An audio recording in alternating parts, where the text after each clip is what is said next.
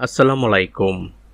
যুদ্ধাহত বীর মুক্তিযোদ্ধা, শহীদ ও খেতাবপ্রাপ্ত বীর মুক্তিযোদ্ধাদের জন্য উৎসব ভাতার অর্থ ছাড়করণের একটি খবর জানাবো। তবে আপনি যদি যুদ্ধের জীবন চ্যানেলে নতুন হয়ে থাকেন, চ্যানেলটি অবশ্যই সাবস্ক্রাইব করবেন, পাশেই থাকবেন।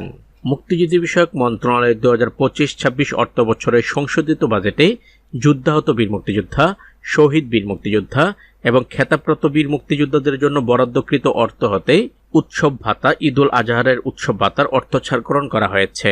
চলতি 2025-26 অর্থ বছরের বাজেটে বাংলাদেশ মুক্তিযোদ্ধা কল্যাণ ট্রাস্টের আওতায় ভাতাভোগী সামরিক ও অসামরিক সকল যুদ্ধাহত বীর মুক্তিযোদ্ধা, শহীদ বীর মুক্তিযোদ্ধা পরিবার, মৃত যুদ্ধাহত বীর মুক্তিযোদ্ধা পরিবার, বীর শ্রেষ্ঠ শহীদ পরিবার এবং খেতাবপ্রাপ্ত বীর মুক্তিযোদ্ধা এবং মৃত খেতাবপ্রাপ্ত বীর মুক্তিযোদ্ধা পরিবারের জন্য একটি উৎসব ভাতা অর্থাৎ ঈদুল আজহারের উৎসব ভাতার অর্থ ছাড়করণ করা হয়েছে। সর্বমোট অর্থ ছাড়করণ করা হয় 25,63,94,000 টাকা। 2-1 দিনের মধ্যেই প্রত্যেকের অ্যাকাউন্টে সেই উৎসব ভাতা চলে আসবে। যখন আসবে সাথে সাথে সেই খবরটিও আমি আপনাদের জানাবো। তবে এখানে উল্লেখ্য, উক্ত বাজেটে সাধারণ বীর মুক্তিযোদ্ধাগণ উৎসব ভাতার আওতার বাইরে থাকবেন। তাদের জন্য অন্য বাজেট হবে। যখন হয় সেই খবরটিও জানাবো।